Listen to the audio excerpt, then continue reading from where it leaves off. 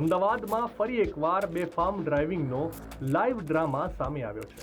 ઘટના છે અમદાવાદના નિર્ણયનગરની, જ્યાં એક કાર ચાલકે બેદરકારીપૂર્વક ગાડી ચલાવીને મોટો અકસ્માત સર્જ્યો.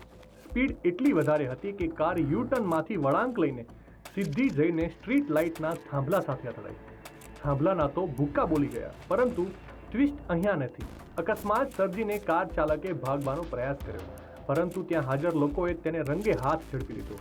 ગુસ્સે ભરાયેલા લોકોએ કાર ચાલકને પકડીને બરાબરનો પાઠ ભણાવ્યો અને મેથી પાક આપ્યો. આ સમગ્ર ઘટનાનો વિડીયો અત્યારે સોશિયલ મીડિયા પર જોરદાર વાયરલ થઈ રહ્યો છે. સવાલ બસ એ થાય છે કે જાહેર રોડ પર આવી બેદરકારી ક્યાં સુધી? આ ઘટનામાં કોઈ જાનહાનિ થઈ હોત તો એની જવાબદારી કોણ લે? ત્યારે આ બાબતે તમારો શું અભિપ્રાય છે? કોમેન્ટ કરીને જરૂરથી જણાવજો.